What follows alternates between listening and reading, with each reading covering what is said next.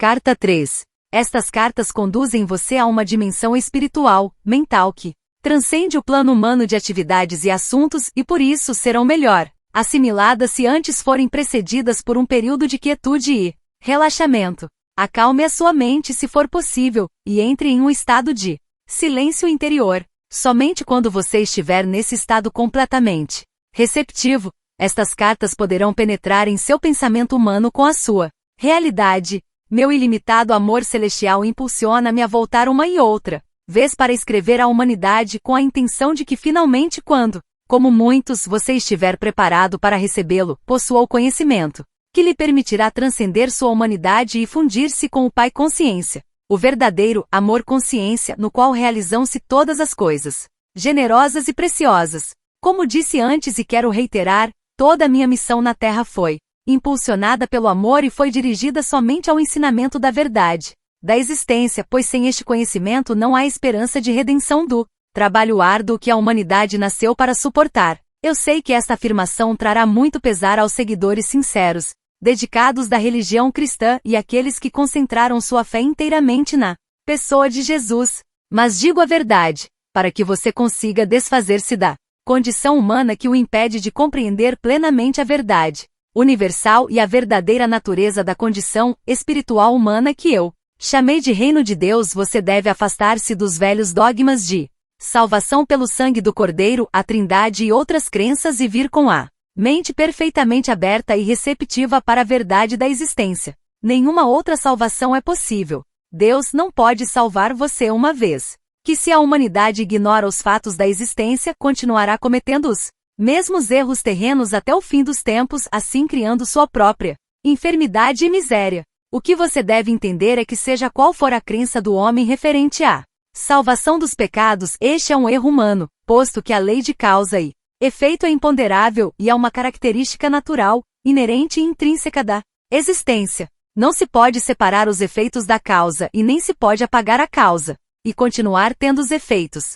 Esta é a verdade em cada nível do ser. Agora você pode estar suficientemente avançado em seu pensar para poder receber a seguinte verdade fundamental referente à sua existência terrena. A lei de causa e efeito, o semear e colher, é o efeito visível do que você conhece por eletromagnetismo, e ninguém que tenha qualquer conhecimento de ciência poderia esperar que Deus deixasse de lado as leis do eletromagnetismo. Quais são atividade, ligação, rejeição? A atividade, ligação, rejeição, ou movimento, atração, repulsão, são os impulsos fundamentais da existência e da própria consciência humana, os quais originaram suas formas visíveis de vida e são os únicos instrumentos ou ferramentas da criação. Eles são responsáveis pela formação da substância ou matéria, pelo desenvolvimento das formas individualizadas e finalmente pela própria personalidade em todos os entes vivos, em razão de que estas leis são fundamentais para sua existência individualizada, é impossível evitá-las. Portanto, você não pode ignorar os problemas inerentes à sua existência individualizada e acreditar que Deus salvará você deles. Sua única esperança de finalmente escapar, de sair do círculo da experiência humana, é reconhecê-lo e admiti-lo e depois trabalhar minuto após minuto para transcendê-lo e por fim fundir-se e fazer-se em pureza de mente, coração e ação com a consciência universal amorosa, o Pai que faz o trabalho amoroso. Ao mesmo tempo, ao crescer no conhecimento da verdadeira natureza do Pai em seu interior, transcendendo você, e em tudo que lhe rodeia, você chegará a possuir uma fé constante, a qual poderá recorrer em todas as circunstâncias para obter a inspiração, o poder e a elevação diretamente do Pai, que está em seu interior e ao seu redor. Você chegará a saber que realmente é o Pai quem o apoia e o guia rumo ao reino do Pai Consciência Amorosa. Você verá clara e abundantemente que, embora o Pai seja universal, ele também é individual para você. Ele o conhece e é consciente do seu pensamento e de seus problemas. No Pai Consciência Amorosa estão à sua espera soluções perfeitas para serem reconhecidas por você. Quando você reconhecê-las, for flexível e estiver disposto a escutar, estará livre da dor. Enquanto não estiver disposto a escutar, nunca receberá em plenitude o Pai Consciência Amorosa. Vou contar uma parábola. Imagine uma criança que grita e esperneia porque quer um sorvete. O tempo todo, enquanto faz este barulho, seu pai espera pacientemente à porta de seu quarto para mostrar que trouxe para ela sorvete e fruta. Talvez você pense que esta parábola é improvável, e no entanto, é o que acontece. As mães se lembrarão de ocasiões em que os filhos se mostraram aflitos por alguma coisa e negavam-se a escutar o que elas tentavam dizer a eles. Mas elas já tinham a solução, esperando apenas que eles se acalmassem e enxugassem suas lágrimas. Vejo o duro esforço das pessoas, suas lágrimas e minha compaixão é sem limites. Você está sendo escutado, mas no contexto de sua consciência atual há pouco que eu possa fazer. Não posso liberá-lo das amarras e correntes de tantos anos de pensar e agir ignorantes. Vejo a dor que os sermões ignorantes perpetuam nas igrejas, nas celebrações e nos púlpitos. Vejo as nações e seus povos tentando resolver tenazmente as dificuldades que surgem dos valores, culturas e crenças religiosas tradicionais. Vejo as limitações em seu viver diário, a falta de satisfação de suas necessidades e de seus propósitos e o sofrimento que emana das relações de todo tipo. A consciência coletiva que está emanando do mundo é um miasma de temores, ressentimentos, aborrecimentos e turbulência emocional de desejos apaixonados, vingança e esgotamento entrelaçados com a compaixão, a determinação de elevar a consciência do mundo e o empenho na busca do amor incondicional daqueles que receberam inspiração e um grau de iluminação. Aproximo-me das pessoas que me chamam e trabalho com elas para aliviar suas angústias, mas seu esquema mental e suas crenças estão tão fortemente gravadas em seus cérebros que minha verdade não pode alcançá-las para trazer novo conhecimento às suas mentes. Ainda que brevemente de maneira imperfeita, muitas ouviram, faltou a elas, no entanto, a valentia para aceitar novas ideias e falar claramente. Além disso, não havia chegado o momento certo para atravessar as barreiras da consciência humana para ensiná-las. Mas agora é o momento certo. Vocês entraram em uma nova distribuição de frequências vibratórias que permitirá mais facilmente elevarem-se acima da materialidade da era precedente. Esta afirmação pode parecer estranha, mas há uma reserva de conhecimento referente às energias que vocês ainda não começaram a entender. Neste momento não há mente terrena capaz de compreender. Para vocês é possível apenas imaginar o espectro de energia, que não é a verdade. Assim será de grande ajuda para você se puder aceitar minhas afirmações com confiança, porque elas são a verdade. Você está entrando em novas frequências de vibração pertencentes à consciência humana que permitirão que siga adiante no desenvolvimento espiritual, mental que descreve na carta 1.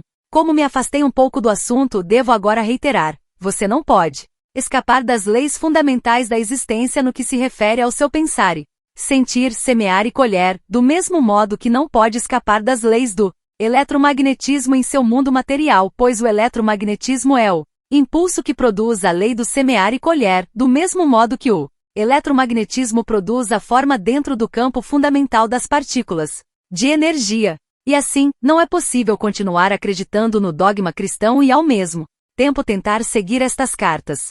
O dogma referente à salvação por minha morte na cruz, a trindade, a ressurreição física da morte, o uso do incenso e outras formas estabelecidas de oração são errôneas e os fatos que agora estão sendo apresentados nestas cartas são a verdade. O dogma e os ornamentos sacramentais são o que se poderia chamar de pretextos para ganhar sua atenção e lealdade, mas obscurecem a verdade de meus ensinamentos.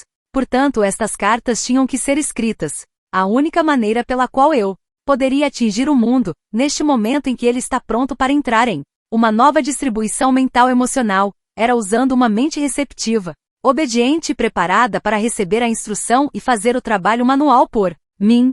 Estas cartas oferecem um único meio pelo qual as pessoas encontrarão o caminho rumo à dimensão espiritual na qual todo o erro humano se dissolve e somente resta o amor. Qualquer outra coisa que possa ser dita é puramente racionalização e razão humanas, e estas não são a verdade. As pessoas estão buscando novas formas de solucionar velhos problemas, particularmente na América, mas até que compreendam a verdadeira natureza da vida do ego e das leis da existência, apenas aumentarão a força do ego e sua dor continuará. Enquanto registro para você nas páginas seguintes a simples verdade que trouxe há 2 milênios, lembre-se de que esta verdade permanece constante e consistente. Portanto, só é possível aprofundar sua compreensão da verdade, não alterá-la. Você se deu conta, enquanto lia as 2 primeiras cartas, de que tudo o que eu falava às pessoas da Palestina era uma consequência direta de ter percebido a realidade da existência no deserto, isto é, de que nada era sólido.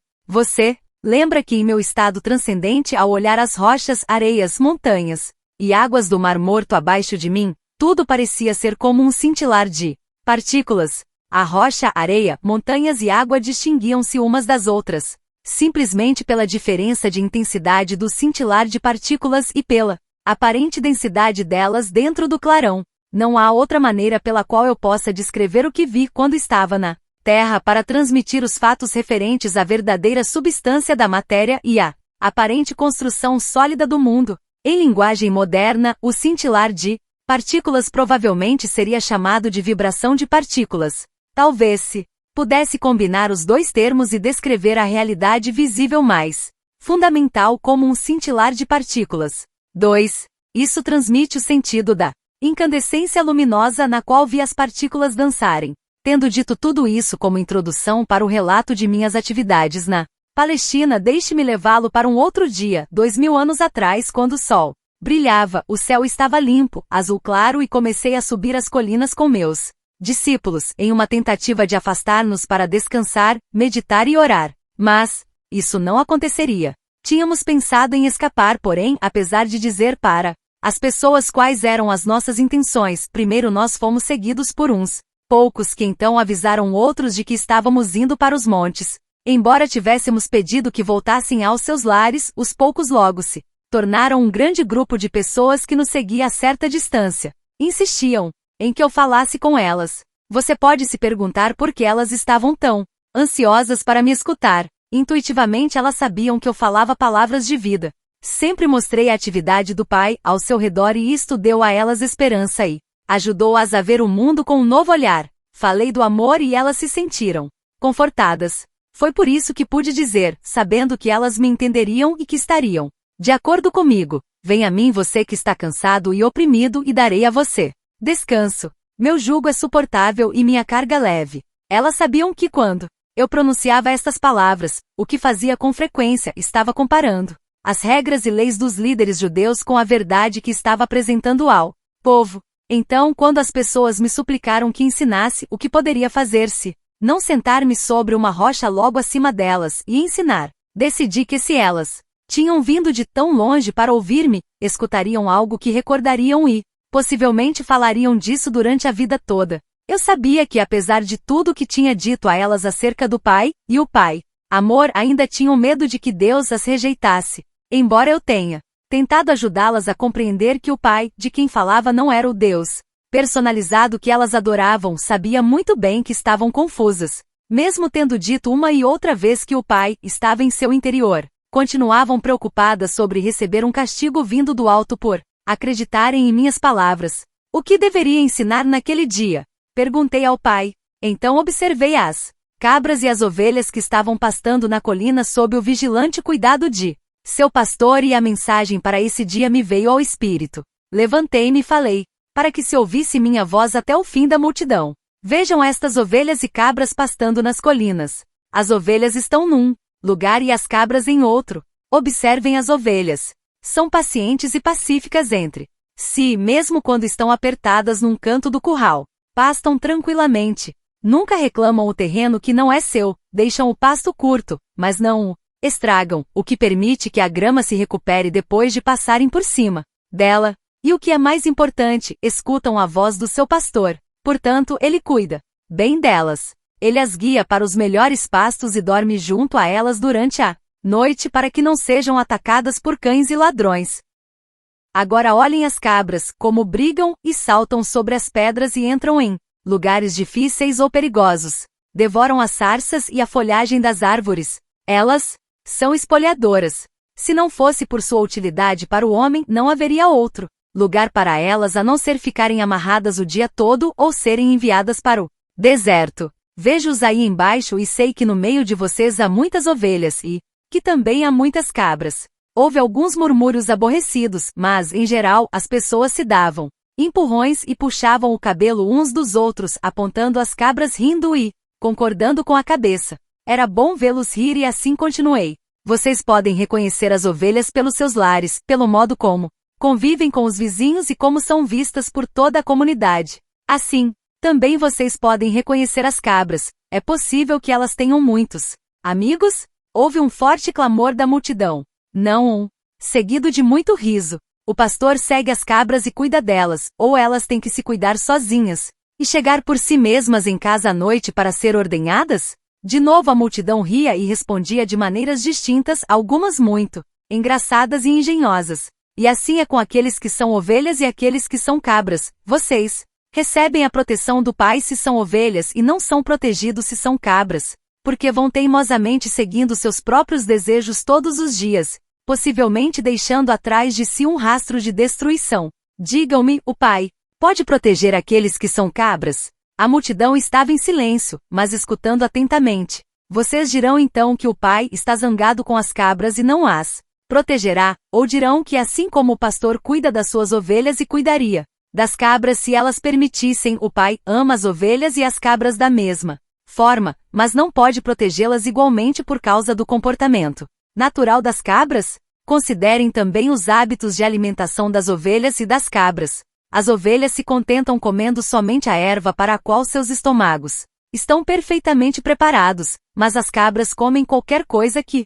encontram e não respeitam sua constituição. O mesmo acontece com aqueles que não cuidam do alimento de suas mentes, pois não têm nenhuma meta fixa ou propósito claro. Como as cabras, não percebem quando o alimento mental é prejudicial ou os leva por caminhos equivocados em suas vidas diárias, ou mesmo os arrasta para um mito nocivo ou um engano perigoso. Eles vão sem rumo, recolhendo o equivalente mental de sarças, sapatos velhos, pedaços de pano, folhas, cardos ou ervas daninhas, porque falta a eles bom senso. Um homem perguntou: Mestre, e se uma pessoa é uma ovelha, comete um erro e se vê numa confusão, o Pai a abandonará?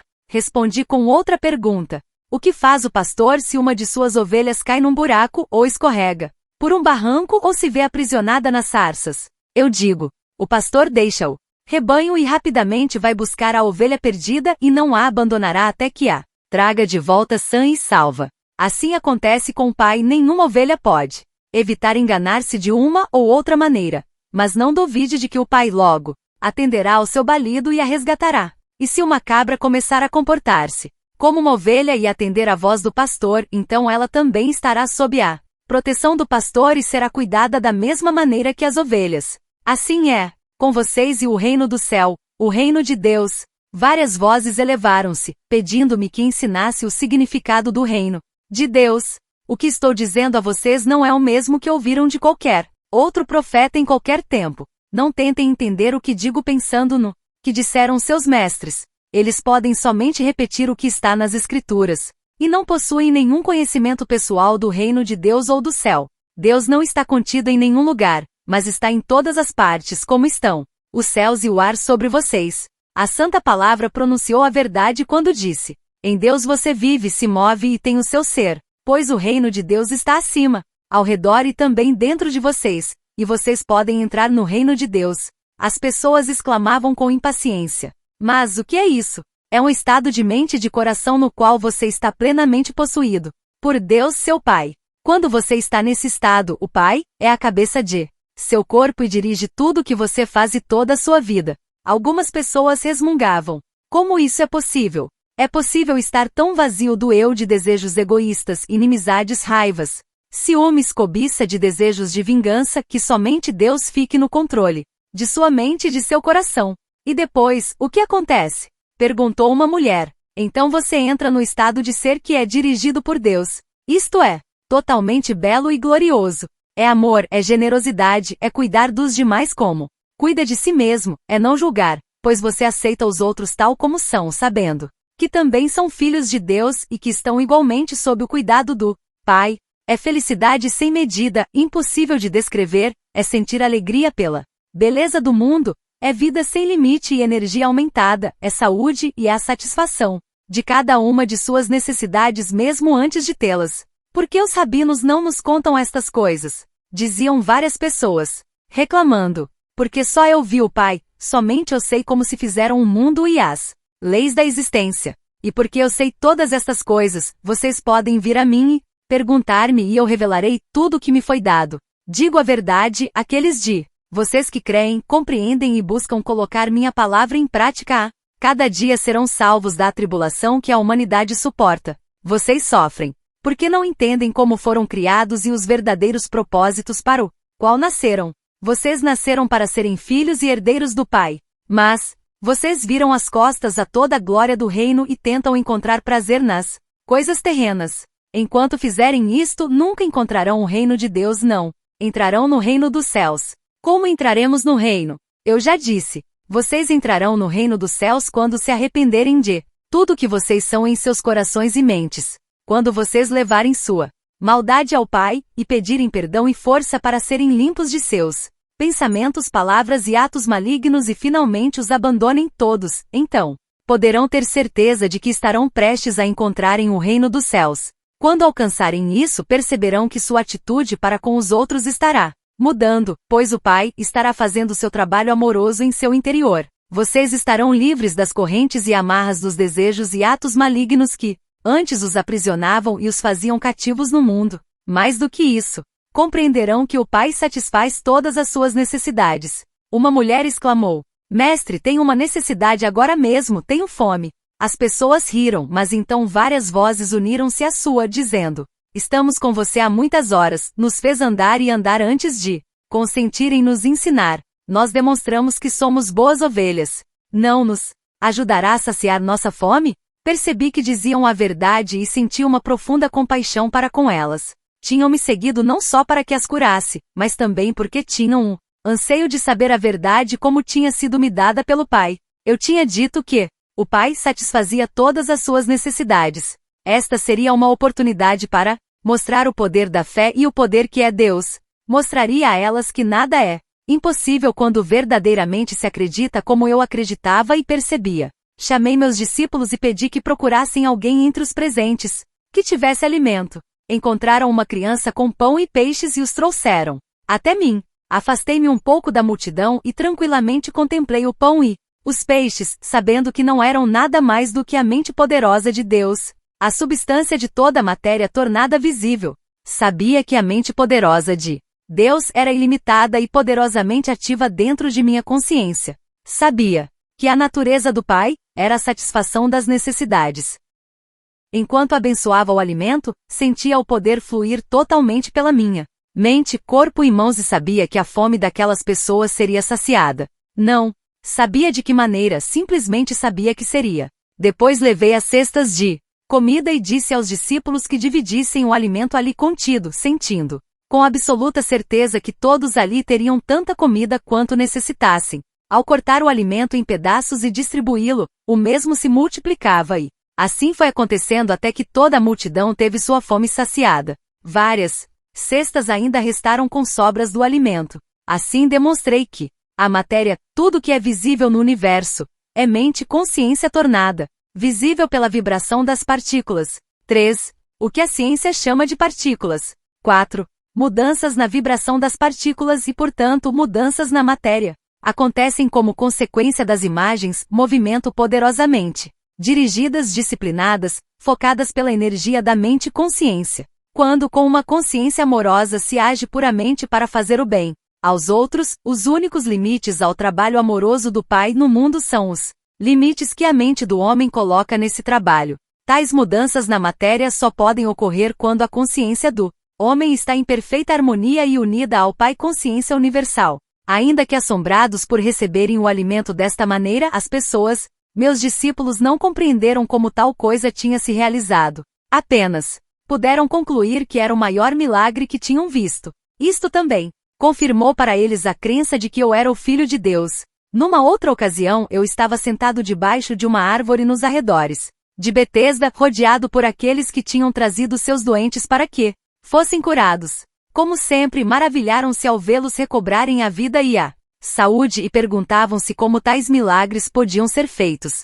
Outra vez tentei fazer com que compreendessem o poder da fé. Nos Evangelhos está escrito que eu disse que se um homem possuísse a fé do tamanho de um grão de mostarda, poderia mover montanhas. Esta afirmação é uma interpretação errônea do que verdadeiramente eu disse e revela o pouco que meus discípulos e os evangelistas compreendiam dos meus ensinamentos quando nós estivemos na terra. Se alguém tivesse a fé do tamanho de um grão de mostarda, o que significa isso? Como se pode medir a fé de tal maneira? Fé é fé. É um poder de total convicção que toma conta da mente e não pode ser submetida a um tamanho. A fé é que surge de sua necessidade de crer em algo porque tal crença servirá a seus propósitos de algum modo. Pode ser poderosa e forte, mas nunca pode ser estimada com um conceito de tamanho. A crença é ainda mais forte. A crença é o fruto do ouvir dizer e da lógica. Porque você ouviu alguma coisa e está convencido de que o que ouviu ou leu é verdade, desenvolve uma profunda crença no que ouviu.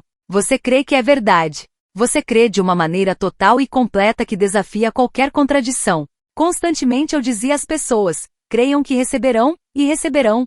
Contudo, eu sabia que seria quase impossível que as pessoas algum dia tivessem a fé para realizar milagres, pois não importava o quanto explicasse a verdade, elas nunca teriam o intenso conhecimento que me foi dado no deserto. Mas agora relato em alguma medida a história de minha permanência na terra na Palestina com a intenção de que você, meu leitor, comece a perceber e a compreender o conhecimento que me foi dado durante minha iluminação. Minha intenção é dar a você conhecimento. Saber algo de ouvir é o que se ouve de alguém, mas não se pode comprovar realmente que seja verdade. Conhecer é saber alguma coisa que foi dita, ou que você leu, e as novas informações tornam-se conhecimento porque o que você ouviu ou leu coincide logicamente e com realismo com todos os pedaços de conhecimento que você já tem e que pode compreender e crer de maneira realista e lógica. Você sabe que o que sabe é verdadeiro. Você tem um sentido de convicção. Até agora alguns de vocês tiveram fé em Jesus Cristo, mas se pareciam a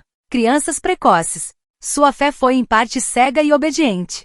5. Porém entrelaçada a muita dúvida. Portanto, quaisquer que fossem as suas necessidades, dependiam de Jesus para que a obra se realizasse. Mas na realidade, muito do que vocês creem ter recebido diretamente de Jesus foi sua própria fé em Jesus que se tornou visível na forma das coisas pedidas. Ainda que esta fé ingênua seja muito importante para seu bem-estar, aqueles de vocês que são capazes de avançar no caminho espiritual rumo à perfeição devem agora alcançar um nível mais profundo de verdadeiro conhecimento sobre a relação entre a mente e a matéria. Sem este alicerce, as pessoas continuarão se emaranhando em mitos religiosos e ficarão aprisionadas na miséria da condição humana. Quando estava na Terra eu disse a verdade às pessoas, mas ela foi continuamente mal interpretada. O que eu realmente disse sobre a fé foi isto. Vejam esta grande árvore. Cresceu desde a menor semente que se possa imaginar. Vejam o tronco enorme, os galhos e sua frondosa copa.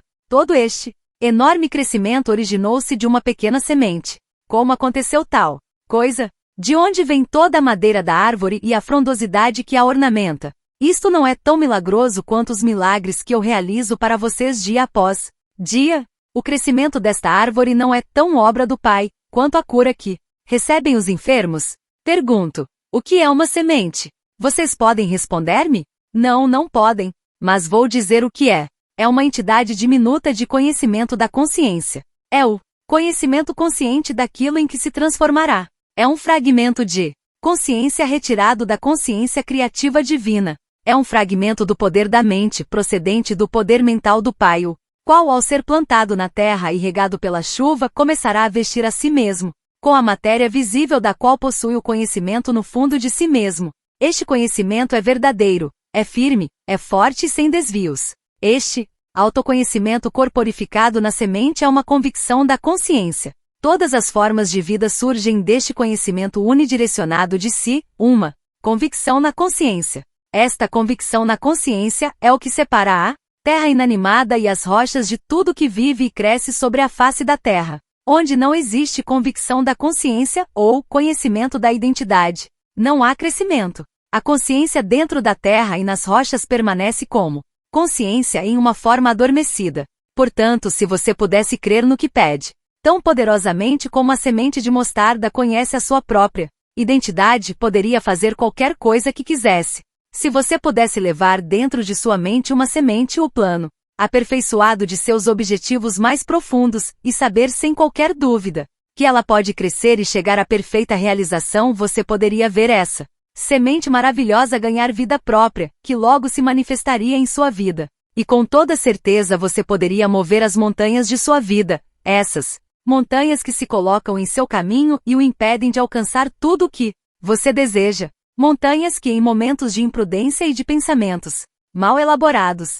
6. Você criou para si mesmo. Se compreendesse a criação e a existência, você poderia viver uma vida de total liberdade, realizações sem limites e alegria transcendente. Busque a compreensão e verá que pouco a pouco a compreensão virá em sua direção. Bata a porta do universo que dá acesso a Deus, o Pai Consciência Universal, e finalmente você verá a porta se abrir e você terá acesso aos segredos do mundo.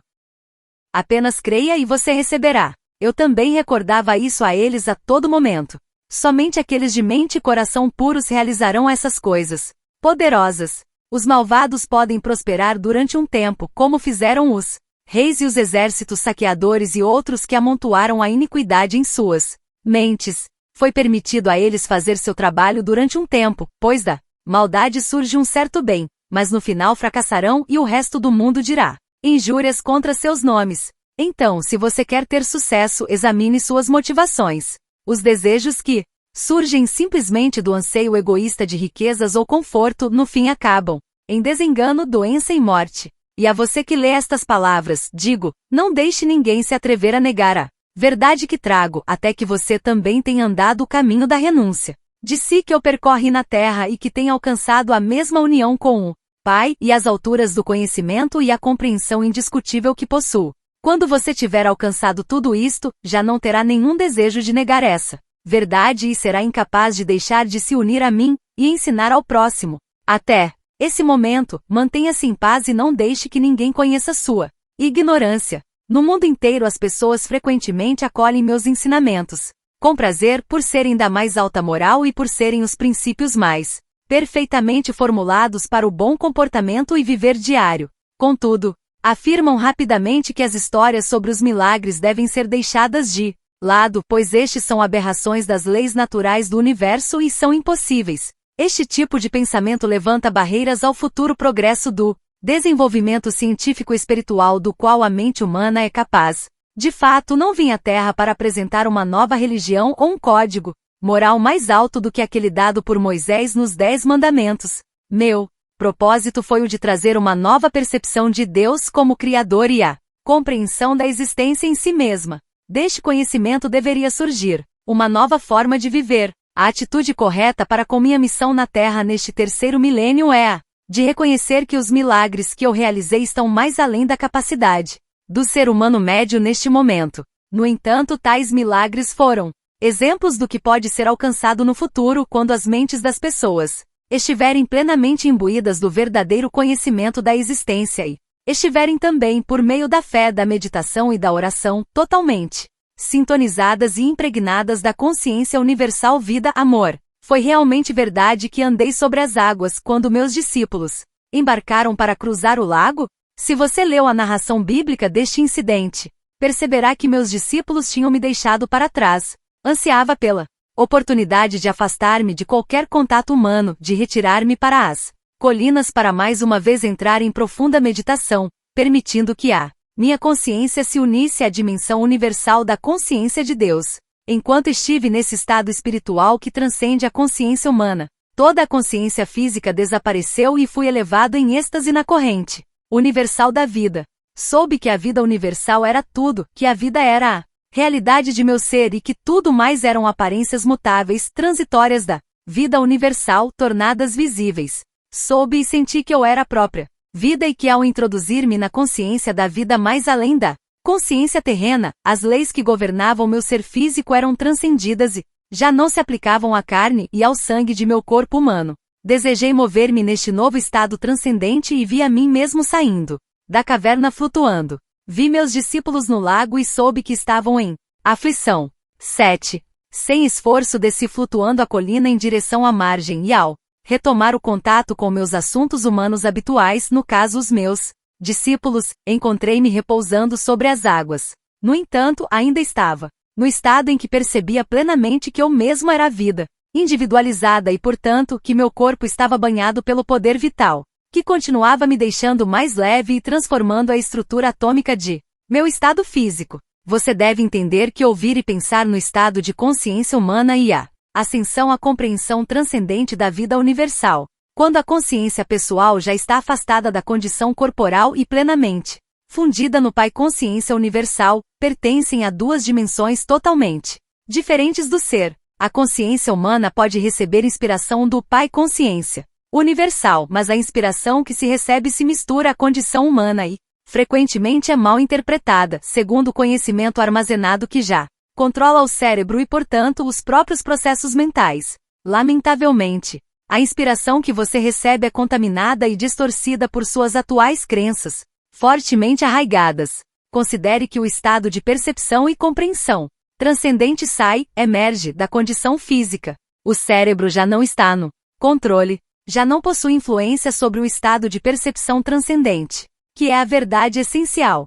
Esse estado já não é mais controlado ou afetado pelas crenças humanas. Esse é um estado de o que realmente é que está por trás da manifestação visível da existência, em vez de estar na dimensão humana de o que se acredita que a existência é. É nesse estado de consciência transcendente que os milagres não são mais do que o trabalho normal da lei universal. Antes de continuar com esta narração de minha vida sobre a Terra, quero destacar novamente que tudo que há no universo é um estado de consciência particular e individualizada tornada visível. Tive que descer do meu atual estado de consciência de amor universal para experimentar de novo minha vida na Terra, que continua impressa de maneira duradoura na energia da consciência do mundo em si, a qual remonta ao momento de sua criação. Você deve compreender que quando deixei meu corpo na Palestina, deixei para trás tudo que pertencia àquela vida. Tinha cumprido minha missão. Portanto, quando morri na cruz fui libertado, fui elevado em luz gloriosa para participar da luz, para ser a luz e para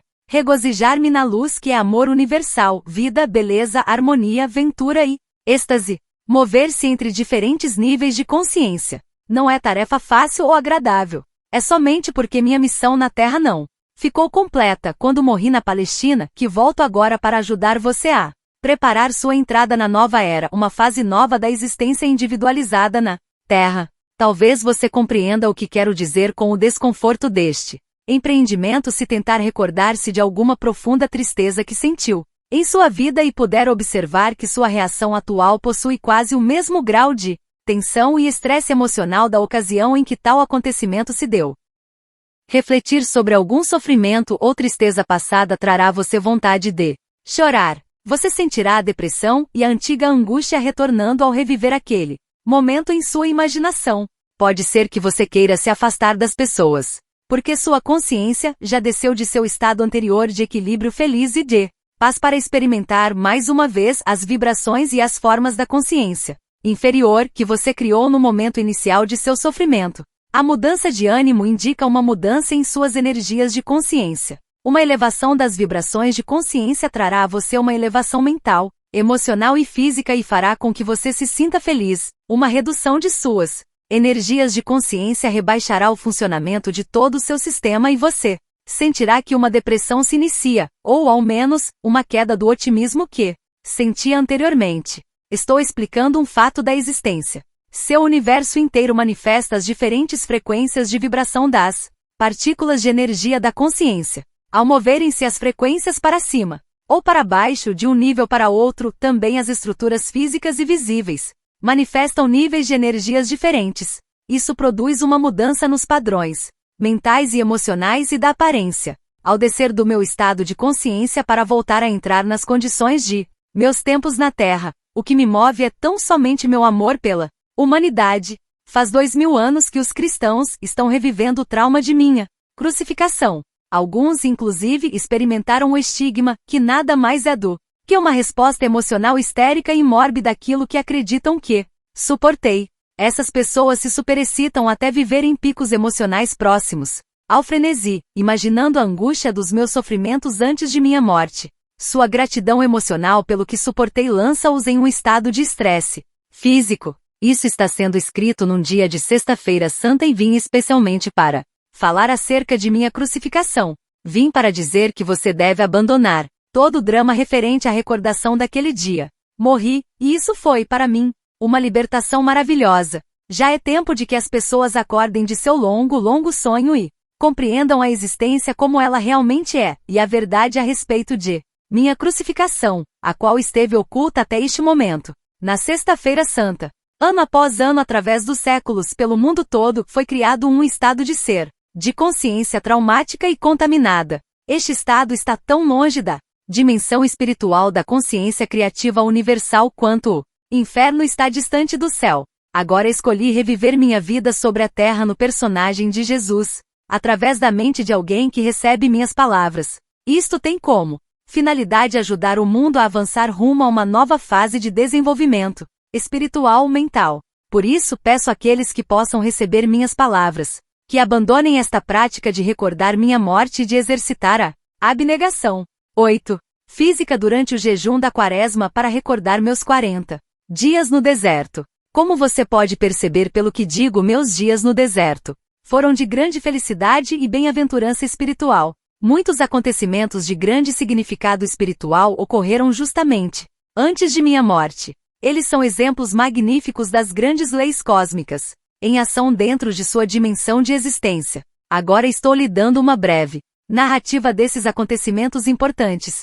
Meu propósito é o de iluminar completamente sua mente e dar conhecimento mais além de qualquer conhecimento recebido por qualquer outra pessoa em seu universo. Quando comecei a preparar os meus discípulos para a minha morte que se aproximava, tive uma tarefa terrivelmente difícil. Custava muito a eles conter o choque e o assombro. Pensar que eu seria crucificado como um criminoso comum era repugnante, inexprimível, e além disso não queriam me perder de vista. Tinham chamado para seguir-me e abandonar suas vidas, as quais tinham sido bastante prósperas. Tinham abandonado suas famílias e seus lares para refazer suas vidas ao meu lado e de meu trabalho. Tinham se orgulhado de meu caminhar pelas cidades. Tinham estado dispostos a juntar-se a mim e eram conhecidos como meus discípulos, apesar da rejeição e a dura crítica dos líderes religiosos.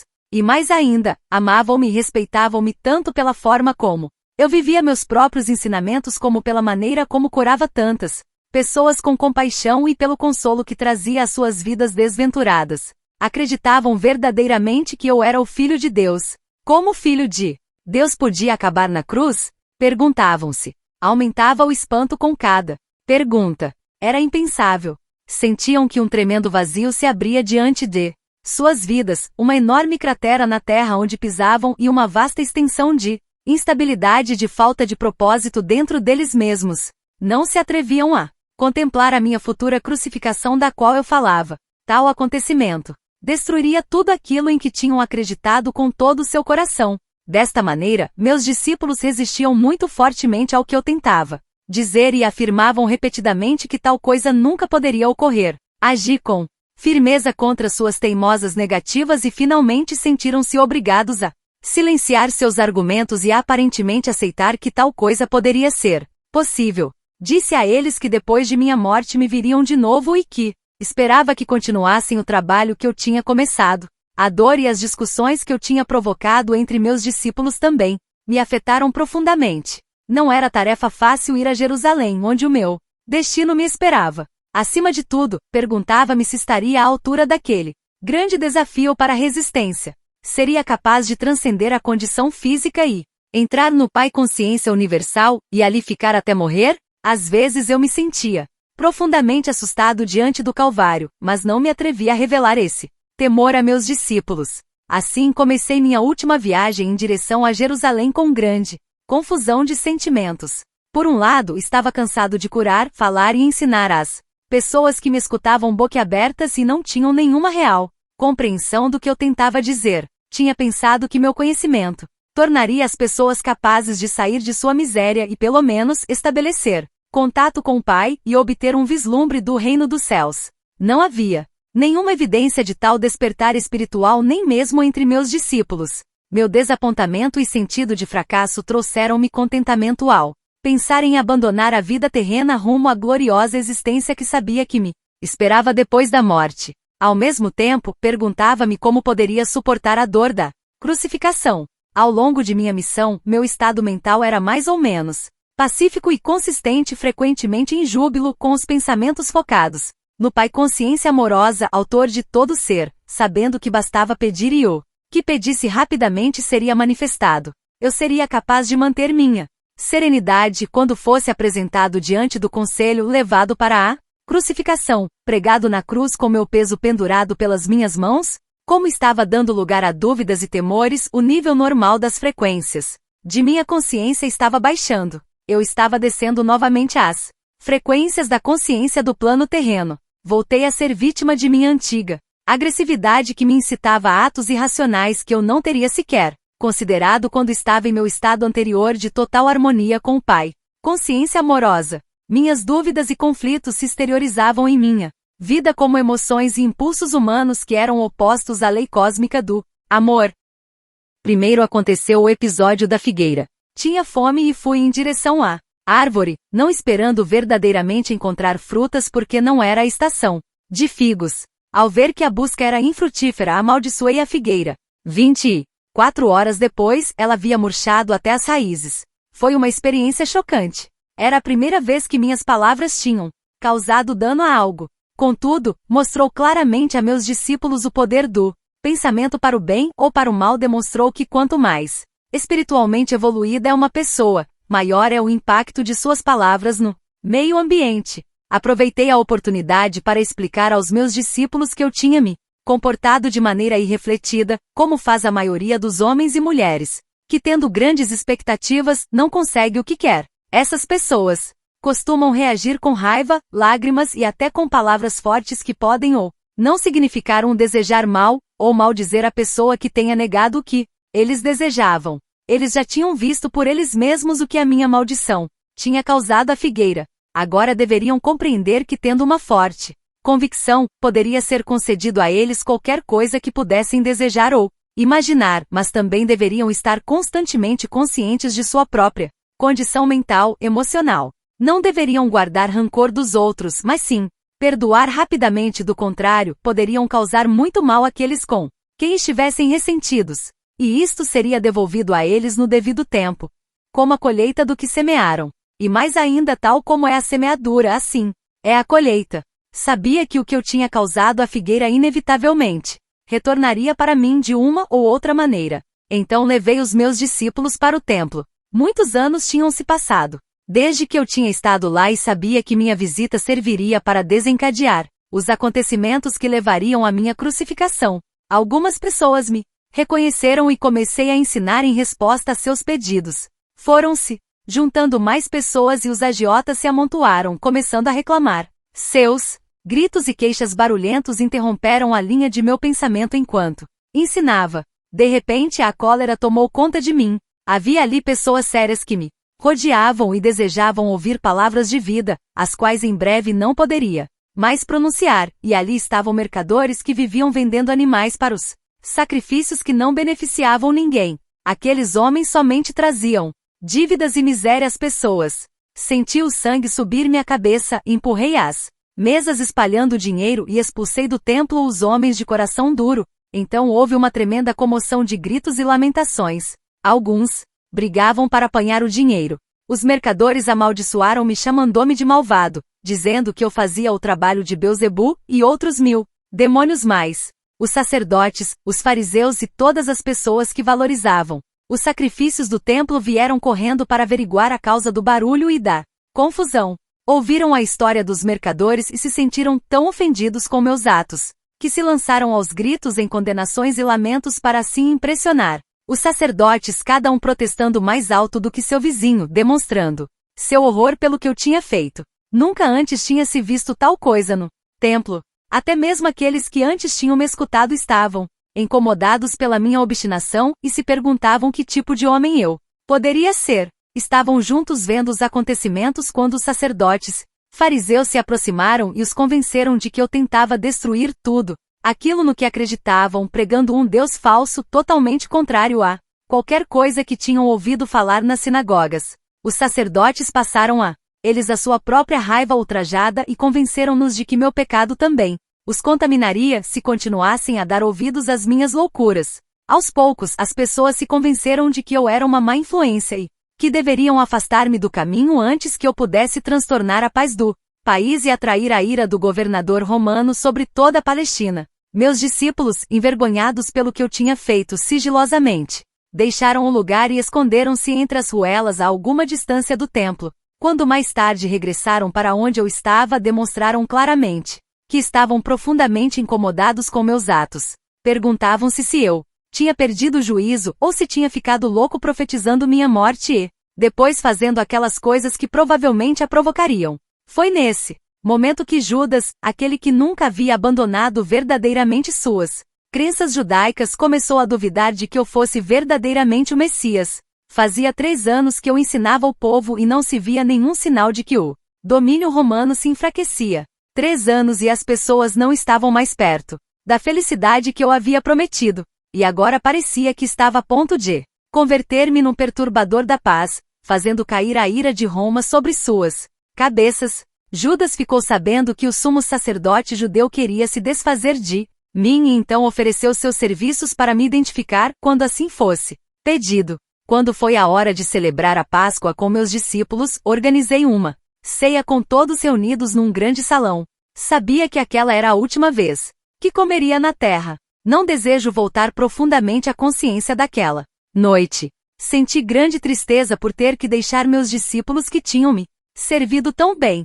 Com a tristeza, todos os meus temores e conflitos reapareceram. Tive momentos de profunda autopiedade. Senti que ninguém compreendia o que havia procurado fazer pelo meu povo e o sacrifício que estava disposto a fazer por ele. João estava contando uma expressiva história sobre a última noite dos israelitas no Egito, antes de escaparem para o deserto. Falava das instruções de Moisés ao chefe de cada família para que matassem um cordeiro sem mancha, que o cozinhassem de certa maneira e pintassem com aquele sangue as portas das moradias israelitas, porque naquela mesma noite viriam os anjos para matar todos os filhos primogênitos dos egípcios e o seu gado. Com vivacidade, recordou a agitação dos egípcios ao despertarem e encontrarem o primogênito de cada lar ensanguentado, sem que nenhum tivesse se salvado. Era o tipo de história horrível que eu rejeitava por não ter nenhum valor para a pessoa que buscava a verdade espiritual mais elevada. Eu me perguntava até que ponto meus discípulos realmente tinham entendido quando eu falava de seu Pai Celestial e seu amor por toda a humanidade. Como podiam entusiasmar-se com o pensamento de anjos matando os primogênitos dos egípcios quando eu tinha dito com toda a clareza que Deus, o Pai, era amor? Mas os judeus sempre haviam se preocupado com o derramamento de sangue para redimir seus pecados.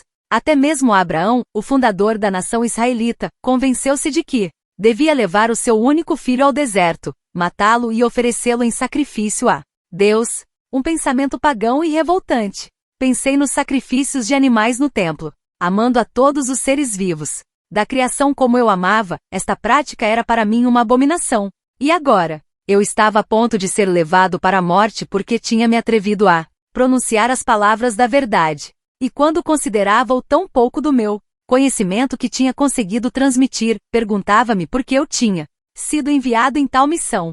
Senti de repente um estremecimento de ressentimento e raiva se entrelaçar aos sentimentos habituais de amor para com aqueles homens. Com certo cinismo, perguntava-me que sinal poderia deixar que fosse uma recordação eficaz para que os meus ensinamentos retornassem às suas mentes quando já não estivesse com eles.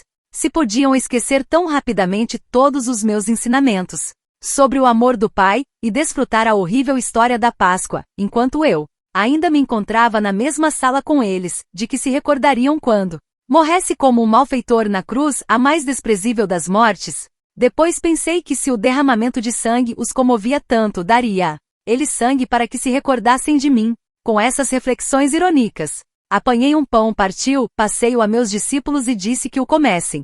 Comparei o pão partido com o futuro de meu corpo partido e pedi que repetissem o partir o pão e o distribuir em lembrança do sacrifício de meu corpo para trazer a verdade sobre Deus e a verdade sobre a vida, a verdade sobre o amor. Percebendo que eu estava com um humor estranho, pararam de comer, escutaram, pegaram o pão e comeram em silêncio. A seguir, tomei minha taça de vinho e a entreguei, dizendo que cada um devia beber dela, posto que era o símbolo de meu sangue que logo seria derramado porque tinha me atrevido a trazer a verdade da existência. Vi que meu tom de voz tinha tocado a alguns deles. Sobriamente cada um tomou um gole e depois passou a taça para quem estava a seu lado. Mas ainda não diziam nada. Percebiam que eu estava sério e que já não toleraria mais discussões. Então eu disse que um deles me trairia. Em segredo entendia os seus motivos e sabia que ele era uma parte necessária da futura sequência de acontecimentos. Simplesmente cumpria o papel que sua natureza o levava a desempenhar. Eu sabia que ele sofreria muito e senti compaixão por ele, mas guardei estes pensamentos só para mim. Ao mencionar que um deles me trairia, disse a Judas que saísse para fazer rapidamente o que tinha que fazer. Os discípulos despertaram-se perguntando-se realmente aquela era sua última ceia comigo. Havia muita angústia emocional. Perguntas, inclusive recriminações por tê-los colocado em tal armadilha. Outra vez, perguntaram-se o que fariam de suas vidas depois que eu me fosse. Perguntavam-se qual seria seu lugar na comunidade se eu fosse crucificado. As pessoas zombariam deles, queixavam-se. Ninguém voltaria a confiar no que dissessem. Profundamente entristecido pela resposta egoísta diante de minha situação, assegurei a eles que não tinham que temer por sua própria segurança. Deveriam abandonar-me e não haveria ligação entre eles e a minha crucificação. Sugeri que depois de minha morte se dispersassem e voltassem para Galileia. Pedro comoveu-se profundamente e reagiu com violência negando que algum dia me abandonaria, mas, é claro, foi o que ele fez. Mesmo depois de todo o amor que tinha por meus companheiros e de tudo que desejava obter para eles naquele momento de minha própria necessidade, ainda encontrava total falta de compreensão, até resistência. Sua única preocupação era sobre o que poderia acontecer a eles.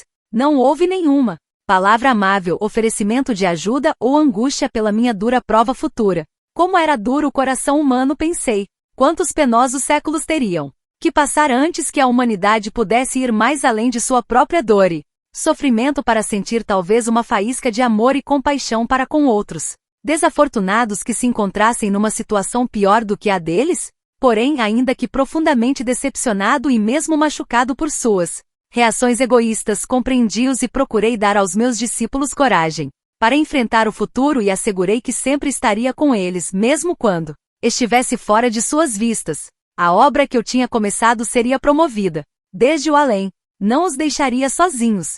Conheceriam e sentiriam minha presença e isso os consolaria. Disse que se agarrassem à recordação do tempo em que eu tinha estado com eles. Alertei que haveria muitos que continuariam o caminho com o conhecimento que eu havia dado, mas que estranhos buscariam acrescentar a voz da tradição e da razão aos meus ensinamentos. Minhas palavras seriam tão distorcidas que finalmente já não revelariam a verdade original que eu havia trazido ao mundo. Quando disse que isso aconteceria, afligiram-se, foram mesmo tomados pelo pânico. Fiquei aliviado ao ver que meus ensinamentos não tinham sido em vão. Apesar de tudo, que não tinham entrado em ouvidos totalmente surdos. Pedirá-me que contasse mais, mas levantei as mãos e disse que isso era tudo que eu podia dizer. Nesse ponto, senti que havia dito tudo o que eu tinha querido dizer enquanto estava na terra e que meu discurso aos homens havia sido cumprido. Tudo o que mais profundamente desejava era retirar-me ao silêncio e encontrar paz, conforto em meu contato com o Pai. Deixamos o salão e fomos andando até o Monte das Oliveiras, mas o estado de meus discípulos era de conflito interno, temor e dúvida. A maioria deles foi embora para unir-se com suas famílias e amigos que estariam celebrando sua própria Páscoa.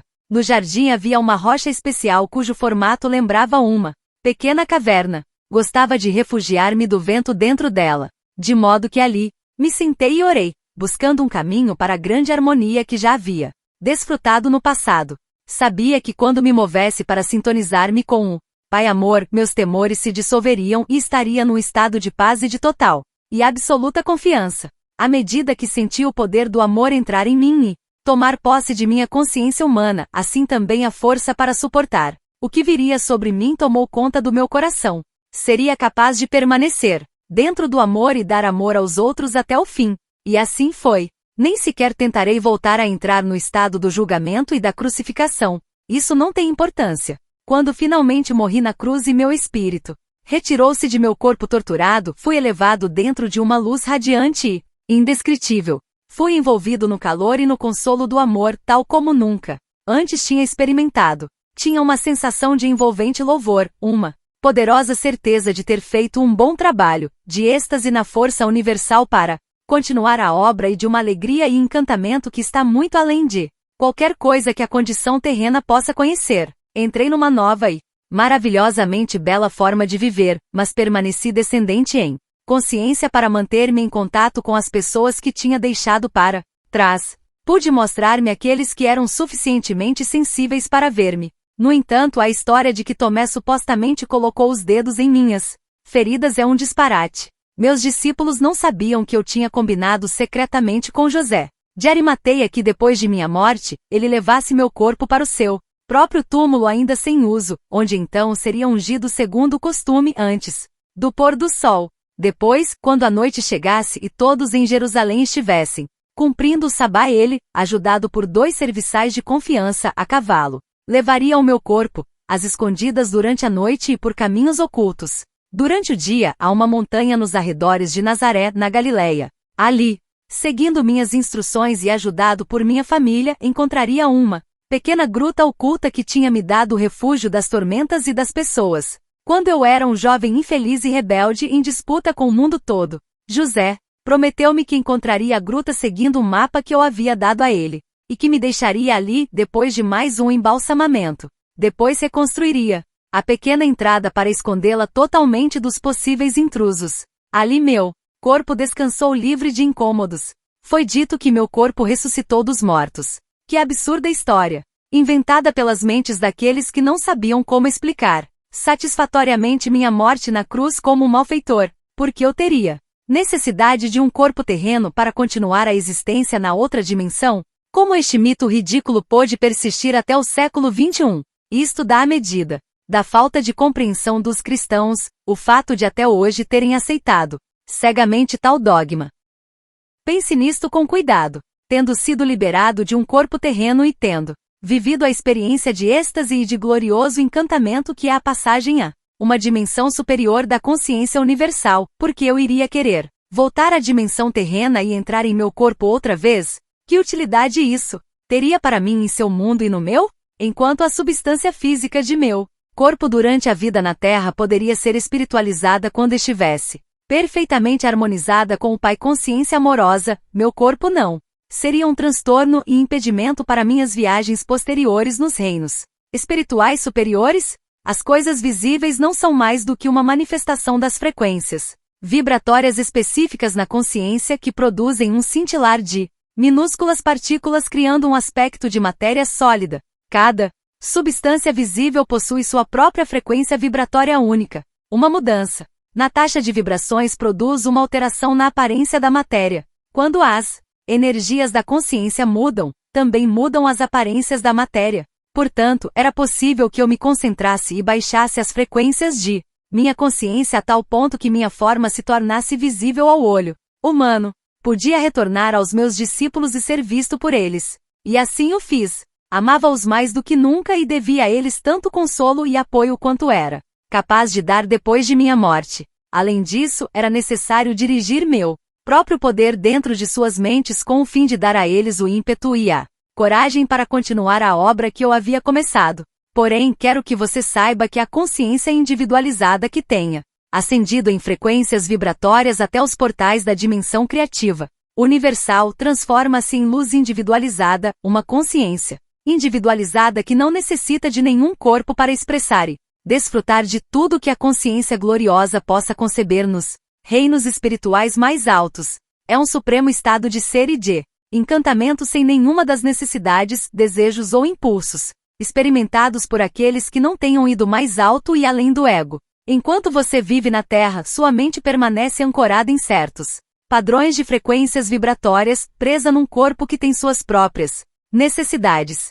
Se sua consciência verdadeiramente se elevasse para mais além destes padrões, seu ser terreno desapareceria. Quando eu estava preso num corpo, também estava em grande medida confinado a estes padrões de frequências vibratórias e de consciência. E mais, a imaginação sozinha não pode elevar-se além de suas experiências passadas e, portanto, você está confinado em seu passado, que você projeta para o seu futuro. Contudo, pouco a pouco você será guiado por aquelas mentes que são suficientemente sensíveis para entrar nas dimensões espirituais mais altas, que podem mover-se mais além dos seus atuais limites de consciência. Elas registrarão para você essas maravilhosas experiências e estados do ser mais além. dos seus, aos quais você mesmo poderá aspirar. Deste modo, você irá adiante em níveis ou passos de desenvolvimento espiritual.